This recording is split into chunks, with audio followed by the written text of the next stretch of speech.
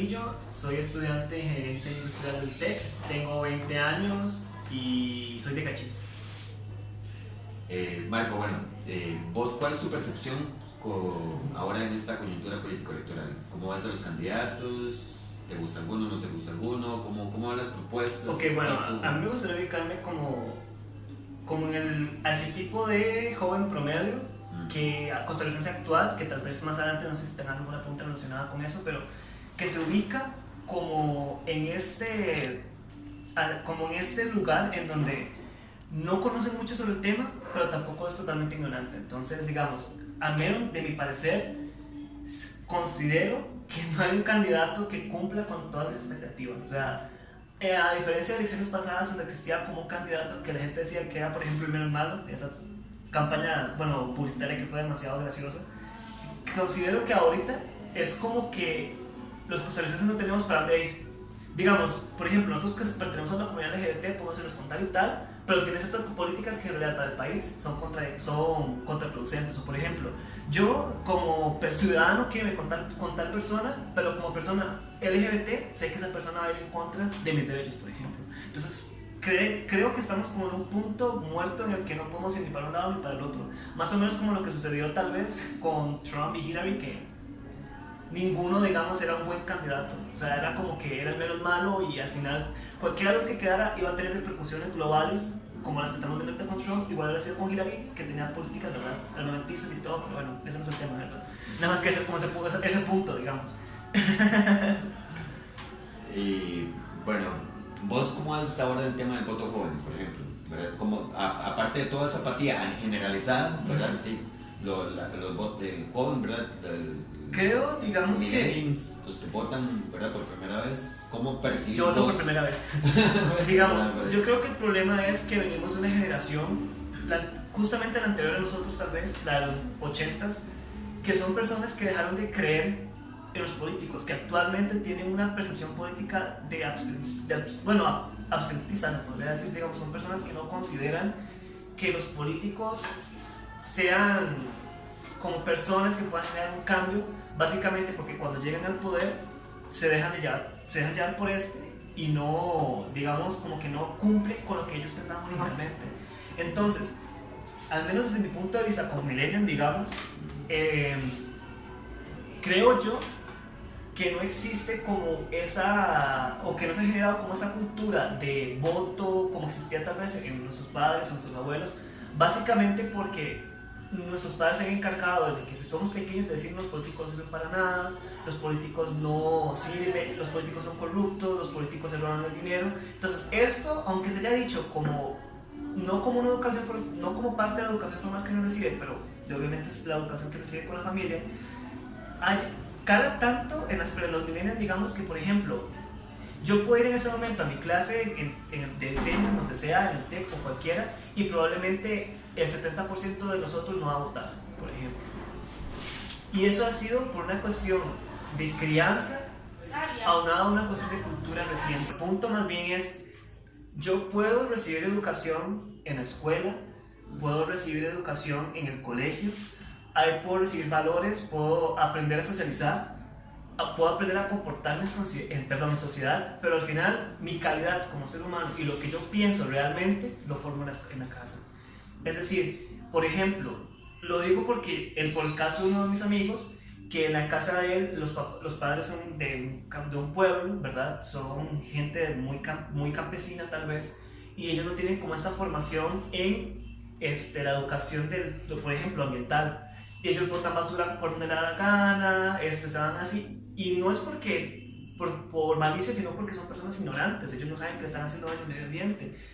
Y aún así, y aunque digamos, mi amigo ha recibido educación ambiental en el colegio y en la escuela, se le ha explicado millones de veces, él todavía, por ejemplo, bota un popi, por ejemplo, la bolsa de un popi en el Parque Nacional, por ejemplo. Pese a que él ha recibido ya educación formal, lo que se queda en la casa y lo que se formó en los primeros 7 años de vida es lo que uno se lleva hasta la tumba, digamos. O sea, es muy importante, creo yo, que por eso los millennials somos, digamos, tal vez tan como apáticos con respecto al tema de política. Porque, o no todos, obviamente, hay muchísimas excepciones, pero la mayoría somos así, porque nuestros padres, desde pequeños, nos están inculcando, estamos en la generación en la que todos los políticos para todo el mundo son unos ladrones, unos ratas, entonces ahí hemos crecido con esa mentalidad y creemos que el voto no va a hacer ningún tipo de cambio. Y tras de eso, por ejemplo, si nos vamos a la realidad política de los últimos 10 años, no ha habido un cambio significativo en absolutamente, prácticamente nada, digamos. Aparte de derechos, no ha habido como un cambio significativo en nada. Entonces, es como lo que nos dijeron nuestros padres, lo que pasa. Entonces, ¿para qué? Y siento que esa es la percepción que yo tengo de mis demás compañeros, como, porque retomando el tema, digamos, creo que esa es la percepción que yo tengo, o sea, como que la mayoría son apáticos a votar, no porque no consideren que sea un derecho que tengan o porque, no sé, porque no les dieron un saco de arroz, por ejemplo, como sucedía antes en las elecciones políticas para ganarse a la gente, ¿verdad? Sino por el hecho de que saben tanto del tema político, o más bien están tan mal informados y han recibido tanta educación de la casa, o esta parte que yo expliqué, digamos, este componente de apatía desde la casa por la familia, está tan calado dentro de ellos que ellos simplemente no sienten como esa necesidad de votar, pese a que haya un candidato que cumpla con lo que ellos necesiten. Claro. En ese mismo tema planteaste derechos. ¿Crees que, digamos, por ejemplo, el tema de derechos humanos se ha avanzado en la agenda de derechos humanos a nivel, en el momento? ¿Y crees, digamos, que podría ser un tema que de repente, como hablando ya de la mal llamada ideología de género, que la vinculan con el tema de las vidas sexuales, ¿verdad? Es que, temas vea, sobre pues ahorita tiene un problema de la comunidad, ¿verdad? Sexualmente diversa, y si eso podría impactar, digamos, en la gente joven, si eso cala en la gente joven, digamos, eso podría incentivar o el motivar. problema de Costa Rica es un grupo etario en particular, para mí, desde mi punto de vista, y es el grupo etario que está entre los 30 y 60 años. ¿Por qué? Bueno, les voy a explicar por qué. Usualmente, no sé, es una percepción que yo tengo, ¿verdad? No quiero ofender a nadie, ¿verdad? Pero considero que muchas personas de este grupo, digamos, de este segmento de la población exacto, son como las personas a las que tal vez una generación más antes que yo, que no participan, que no se mueven, que no hacen nada, y es como, bueno, un tema o un punto que me gustó mucho de lo que habló Mario anteriormente, ¿no, Mario? Fue el hecho de que la sociedad no participa, que necesitamos que la gente se mueva. Ese es el problema que tenemos en Costa Rica.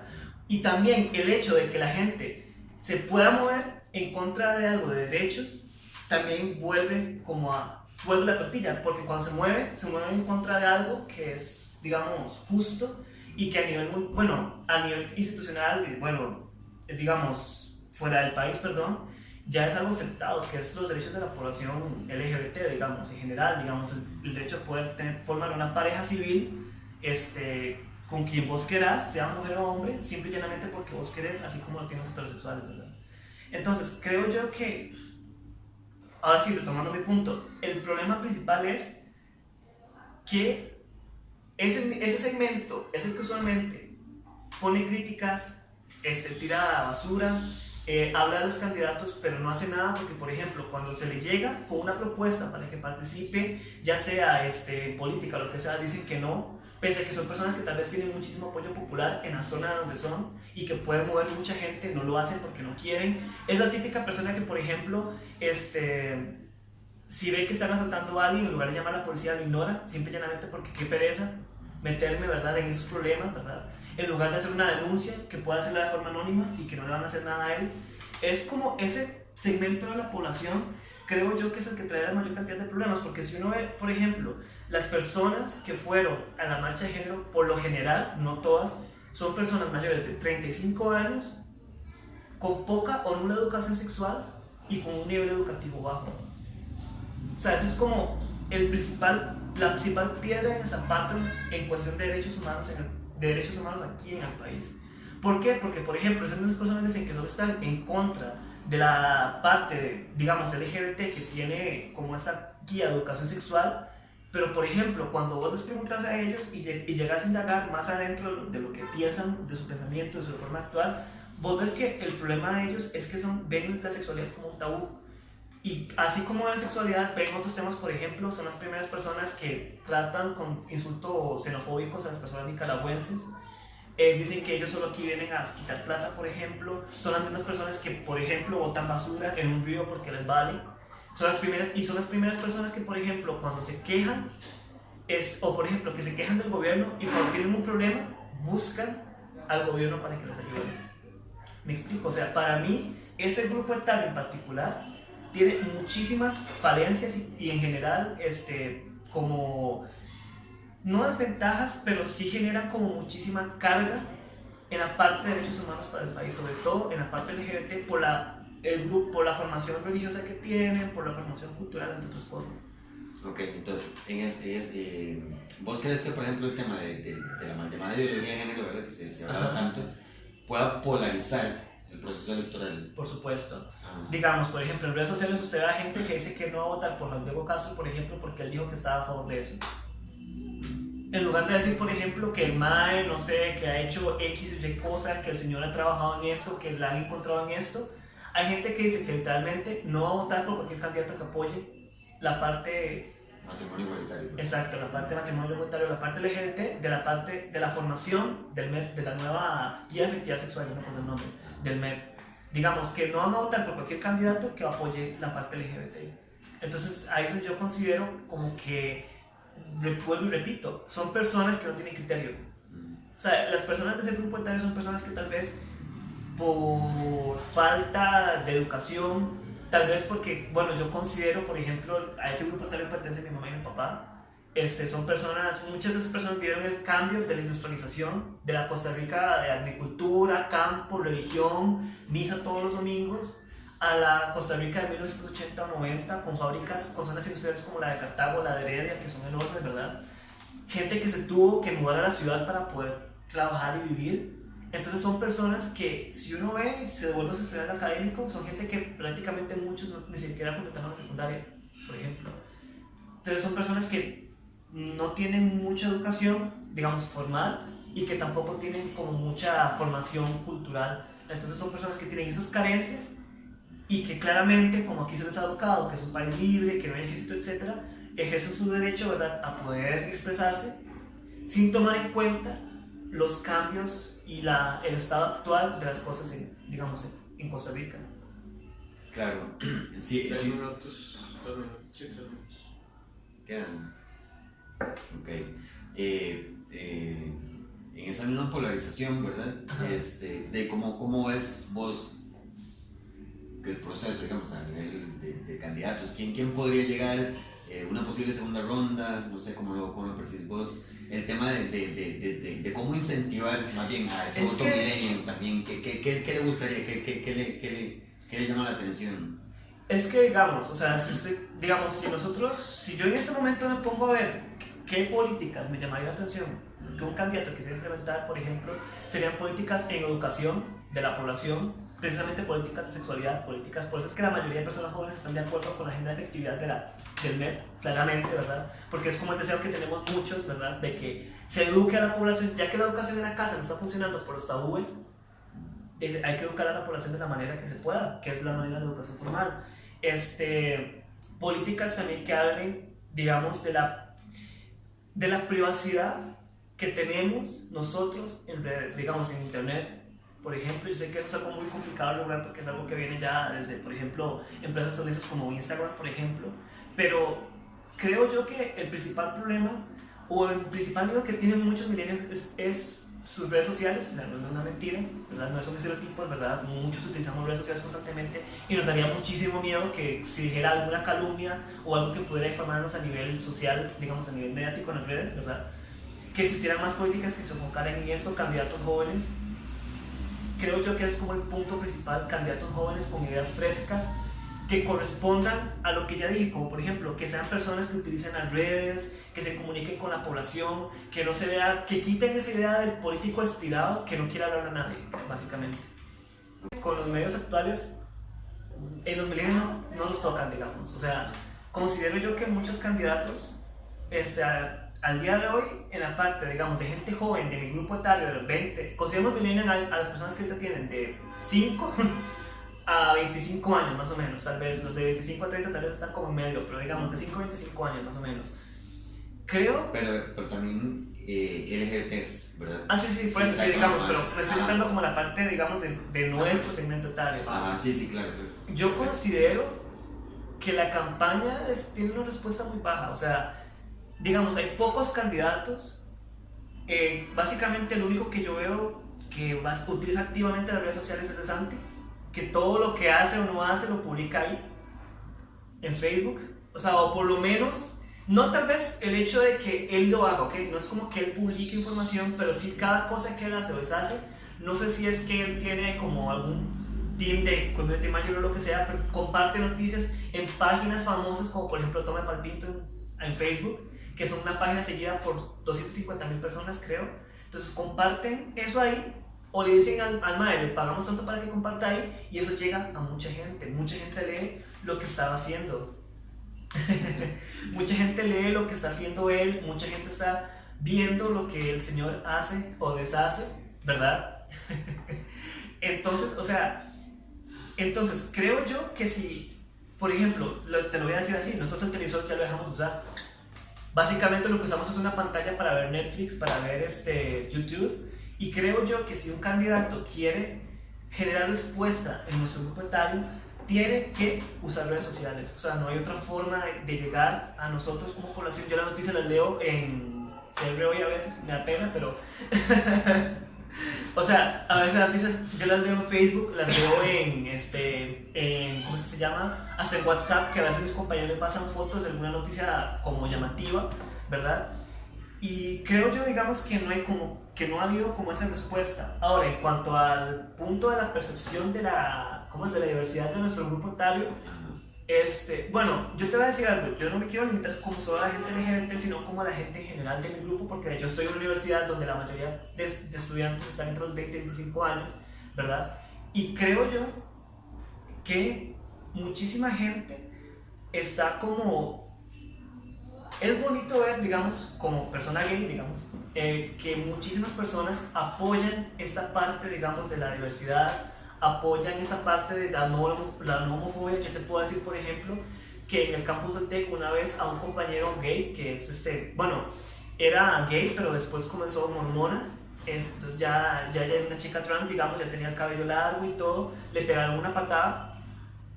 Y hubo una respuesta así como muy buena por parte de todos los demás, digamos, hubo muchísima defensa de derechos, y creo yo que el punto de defensa de derechos de comunidad, de minorías en general, es como el que está utilizando la gente joven para decir él sí o él no. Además de las propuestas de destinación de fondos públicos, digamos, ver, y la transparencia política, porque como te dije, si yo digo como Lenin que yo tengo la idea de que los políticos son ladrones, para yo poder motivarme a votar, yo necesito ver que un político no sea un ladrón. Es decir, necesito transparencia, necesito rendición de cuentas, necesito, no sé, que el mismo presidente publique un estado financiero de lo que se gastó rubro por rubro al final de año en una página pública, por ejemplo. Selectivizar, está mal dicho obviamente, pero la información. Es decir, a nosotros, por ejemplo, en diseño nos enseñan que uno tiene que poner lo que quiere que se vea. Entonces, por ejemplo, si yo utilizo un título poco llamativo o que no se relaciona con la noticia, básicamente, si yo veo que esta, digamos, técnica se utiliza y se lo utiliza, con el tiempo yo simple y llanamente voy a jalar los titulares, porque eso se llama desensibilización del usuario. El usuario se desensibiliza y deja de ver como llamativo X o Y propuesta. Entonces, si yo quiero llamar información, que mi información sea llamativa, desde el punto de que comienza el título y la imagen que yo voy a colocar, tengo que mostrar la información que yo sé, que quiero que el grupo al que vaya, al target, digamos, el público al que quiero que vaya destinado a eso, que yo ponga esta imagen y este título, diga, ok, esta gente va a abrir el link. ¿Por qué? Porque si yo comienzo, por ejemplo, a colocar información extra, si yo comienzo a colocar imágenes que no están relacionadas con la campaña, por ejemplo, en este caso de política, y de lo que yo quiero transmitir, la gente simplemente se va a sensibilizar. Mi abuela de 40 años, perdón, de 60 años va a seguir cayendo en eso porque ella es una anciana que no entiende cómo funciona esto. Pero yo, que tengo 25 años, con 3 días de que me hagan la misma jugarreta de llamarme con un titular o una imagen que no tiene nada que ver con la noticia, obviamente a los 3 días me voy a acostumbrar y voy a dejar de hacer eso. Voy a dejar de caer, digamos. Entonces, para mí, ese es el punto más importante y fuerte que tiene que abordar la política en este momento, tal vez, como la promoción en las redes sociales para que la gente joven se sienta interesada por esos temas, porque también es otra cosa. Y ya como para terminar esta parte, digamos, siento que hay muy poca gente joven interesada en política, y eso a diferencia de generaciones anteriores, y eso es porque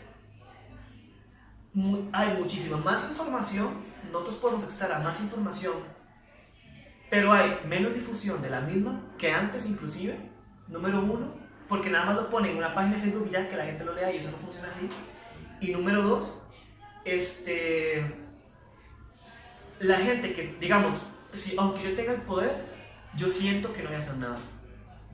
Y eso es parte también de una inseguridad que tiene como la gente joven en general, que siente que si no tiene argollas y que si no tiene como hablada con alguien, no va a hacer nada. Entonces yo digo, ¿para qué voy a intentar meterme en la municipalidad si yo sé que ahí me van a tener de florero para decir que tiene gente joven, pero yo no tengo voz ni voto ahí, por ejemplo?